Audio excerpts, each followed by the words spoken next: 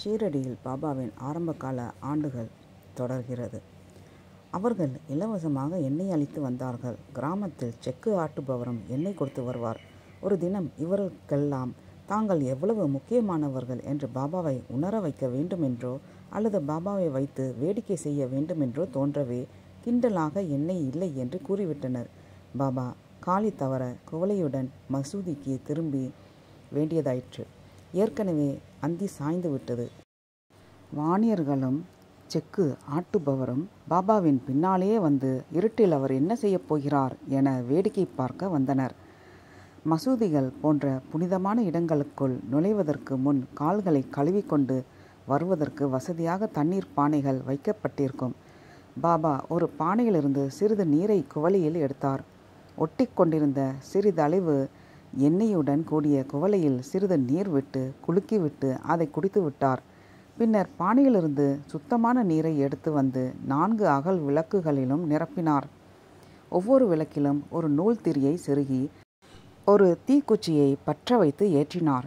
இதை பார்த்து கொண்டிருந்தவர்கள் முதலில் நீரில் நனைந்துவிட்ட நூல் திரிகள் எரியாது என எண்ணினார்கள். ஆனால் ஆச்சரியம்! விளக்குகள் ஏற்றப்பட்டு இரவு முழுவதுமே எரிந்து கொண்டிருந்தன. சற்று நேரம் சென்றவுடன் வேடிக்கை பார்த்தவர்கள் மனதில் திகில் உண்டாயிற்று. குற்றமுள்ள நெஞ்சம் கொண்ட வாணியரும் செக்கு ஆட்டுபவரும் பாபாவை எண்ணி மிகவும் பயந்துவிட்டனர். தெய்வீக சக்திகள் பொருந்தியிருப்பதை காட்டிவிட்ட பாபா விஸ்வாமித்ரர் ரம்பாவை சபித்தது போலவும் கொங்கணவன் பார்வையொன்றினாலேயே ஒரு கொக்கை எரித்தது போலவும் அவர்களை சபித்துவிட்டால் அவர்கள் அவர் பாதங்களில் வீழ்ந்து தங்களை சபித்துவிடக்கூடாது என வேண்டிக் கொண்டனர். அவர்கள் நினைத்ததற்கு நேர்மாறானவர் பாபா. உதாசீனத்தை வெறுப்பவரும் கிடைத்த சந்தர்ப்பத்தை சாதகமாக பயன்படுத்த கூடியவருமான ஒரு செப்பிடு வித்தைக்காரர் அல்ல அவர். மாறாக அனுபந்தம். 2.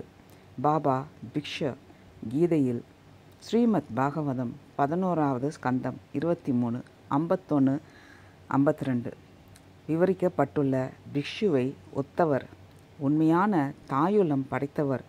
அவர்கள் செய்த தவறுக்காக வருந்துகிறார்கள் என்பதை கவனித்து அவர்கள் தங்கள் நடத்தையை சரி செய்து கொள்ள தேவையான அறிவுரையை ஏற்கும் சரியான மனநிலையில் உள்ளார்கள் என்பதை புரிந்து கொண்டார். அவர்களுக்கு மிகவும் தேவையான சிறந்த புத்திமதியை அளித்தார். முதலாவதாக அவர்களை கேட்டார். எங்களிடம் எண்ணெய் எதுவும் இல்லை என என்னிடம் நீங்கள் கூறினீர்களே, ஆனால் உண்மையிலேயே உங்களிடம் எண்ணெய் இருந்ததல்லவா என தாங்கள் பொய் பேசியதை அவர்கள் ஒப்புக்கொண்டார்கள். அப்போது ஒருபோதும் உண்மை அல்லாததை பேச வேண்டாம் என பாபா அவர்களிடம் கூறினார். பொய் பேசுவதை சத்திய வடிவான இறைவன் விரும்புவதில்லை. ஆகவே அவர்களை சபிக்க வேண்டிய அவசியம் பாபாவுக்கு இல்லை. அடுத்ததாக அவர்களுடைய நடத்தை எவ்வளவு அநாகரிகமானது குரூரமானதும் என அவர் எடுத்து காட்டினார். மசூதிக்கு வருபவர்களின் உபயோகத்திற்கு இருளில் ஒளியும் ஒளிதரும் விளக்குகளும் தேவை. விளக்குகள் இல்லாவிட்டால் அவதிப்பட போவது பொதுமக்கள். இருள் சூழ்ந்து விட்ட சமயத்தில் அவர் அனுபவிக்க கூடும் அவதியை கண்டு மகிழ்ச்சியூறும் நோக்கத்துடனேயே அவர்கள் மசூதிக்கு வந்தார்கள் அல்லவா என அவர் அவர்களிடம் வினவினார். அவர்கள் உண்மையை ஒப்புக்கொண்டார்கள். மற்றவர்களின் அல்லல்களை கண்டு இரக்கப்படாமல் சந்தோஷப்படுபவர்களை இறைவன் தண்டிப்பான் என பின் அவர் எடுத்துரைத்தார். இறைவன் எல்லோருக்கும் அன்னை. எல்லோரையும் சமமாகவே நேசிக்கிறார். ஒரு குழந்தையை நோக செய்துவிட்டு அதன் தாயிடம் குழந்தையை நீ நோக செய்ததாக கூறினால் அவள் மகிழ்வாளா? இவ்வாறு விளக்குக்கு எண்ணெய் இல்லாததால் மற்றவர் அவதிப்படுவதை அல்லது நேரவிருக்கும் அவதியை கண்டு மகிழ வந்ததால் அவர்கள் இறைவனை வருத்த செய்துவிட்டனர். ஆங்கில கவிஞர் வாட்ஸ்வர்த் நம் இன்பத்தையோ பெருமிதத்தையோ உணர்ச்சியுடன் கூடிய தாழ்மையான ஜீவனின் துயரத்துடன் கலந்து விடாதே என எழுதியுள்ளார். அதைப்போல் மற்றவர்கள் துன்பத்தில் இனி ஒருபோதும் இன்பம் பெற வேண்டாம் என பாபா அவர்களுக்கு அறிவுறுத்தினார். அவர்கள் அவ்வாறே செய்வதாக வாக்களித்தனர். அவர்களுக்கு அத்தியாவசியமான, தற்காலத்தில் பெரும்பான்மையான மக்களுக்கு கூட மிக அவசியமான சிறந்த அறிவுரைகளை வழங்கிவிட்டு பாபா அவர்களை அங்கிருந்து அனுப்பிவிட்டார். இந்த சம்பவத்தின் விளைவு அற்புதமானது. பித்துக்குளி பகீர் என அழைக்கப்பட்டு வந்த இகழத்தக்க பகீர் திடீரென ஒரு நாயகனாக, ஒரு அமானுஷ்யமான மந்திர சக்தி படைத்தவராக அல்லது அந்த இடத்தின் பவித்திரமான சாதுவாக மாறிவிட்டார். இந்த நிகழ்ச்சிக்கு முன்பு மகள் சபாபதியும் அவருடைய 2 நண்பர்களான துக்காராம் தர்ஜியும் அப்பா பீலும் மட்டுமே பாபாவை வழிபட்டு வந்தனர். இப்போது மற்ற ஜனங்களும் அவர் பாதங்களை நோக்கி விரைந்தனர். அவருக்கு விருப்பமில்லாத போதும் அவரை ஒரு தெய்வீக புருஷராக அல்லது இறைவனாகவே மதித்து தீபாராதனைகள் காட்டி பூஜிக்கத் தொடங்கினர். மலர்களாலும் அச்சதைகளாலும் அர்ச்சித்தனர். சந்தனம், பழங்கள் முதலியவற்றை சமர்ப்பித்தனர்.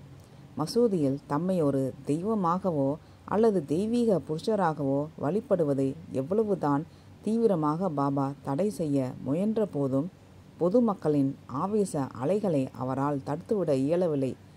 அவர்களுக்கு அருள் பாலிப்பதற்காகவே தோற்றுவிக்கப்பட்ட அவர்களுடைய தெய்வம் அல்லது தெய்வீக புருஷர் என இப்போது அவர்கள் பறைசாற்றலாயினர். இந்த விதமாக பித்துக்குளி பக்கீர் சீரடியில் தெய்வமாக அல்லது தெய்வீக புருஷராக ஆகிவிட்டார். இத்தகையதோர் மாற்றம் நீண்ட காலம் இடையூறு இன்றி தொடர முடியுமா? ஒரு மசூதியில் அருவமான ஆண்டவன் வழிபாடு தவிர வேறு எந்தவித வழிபாடும் குர்ஆனில் அனுமதிக்கப்படவில்லை. ஷீரடி வாசிகளான முஸ்லிம்கள் ஏழைகளாகவும் எண்ணிக்கையில் குறைவானவர்களாகவும் இருந்த போதிலும் இத்தகைய வழிபாட்டுக்கு எதிர்ப்பு தெரிவித்தனர். முதலாவதாக தாம் பூஜிக்கப்படுவதையும் அதுவும் ஒரு மசூதியில் இந்து மத பூஜைக்குரிய சாதனங்களுடன், அதாவது இரைச்சல், சலசலப்பு, சத்தம், இசை, சாத்திரிய விதிமுறைகள் முதலியவற்றுடன் இந்துக்கள் குழுவினரால் தாம் வழிபட்டு வருவதையும் பாபாவே சற்றும் பொருத்தமற்றது என கருதியிருக்க வேண்டும். மேலும் அவர் தேகத்தின் மீது சந்தனம் அப்பப்படுவது எந்த ஒரு முஸ்லிமுக்கும் சாத்திர விரோதமானதும் கண்டிக்கத்தக்கதுமானதாக தோன்றும். தானாவிலிருந்து பாபாவை காண வந்த அப்துல் ரங்காரி பாபாவின் நெற்றியிலும் சந்தனமிடப்படுவதை கவனித்து, இதெல்லாம் என்ன?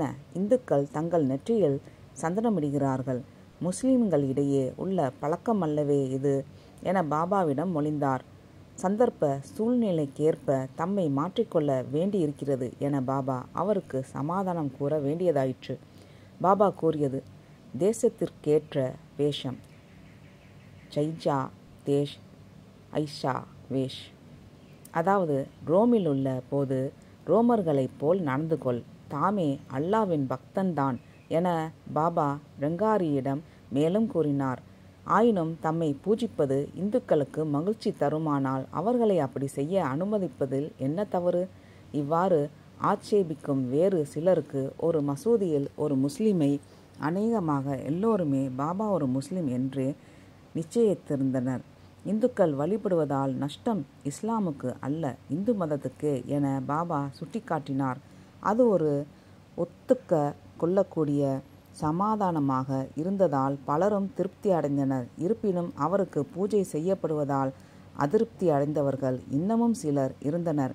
பூஜையை தீவிரமாக எதிர்ப்பவர்கள் இதற்கு ஒரு முடிவு கட்ட சங்கம் நேர் காஜியிடம் சென்றனர். இத்தகைய மதவிரோதமான செயலான பூஜையை தடுத்து நிறுத்த ஒரே வழி தாக்குவதாக பயமுறுத்துவது தான் என காஜி கருதினார். கிராமத்தில் பெரும்பான்மையோர் இந்துக்கள் என்றாலும் பூஜையில் ஈடுபட்டவர்கள் ஒரு சிலரே. ஒரு சில பலவான்களான முஸ்லிம்கள் மசூதி வாயிலில் நின்று கொண்டு அவர்களை மிரட்டினால் இந்த மதவிரோத செயலை நிறுத்திவிடலாம்.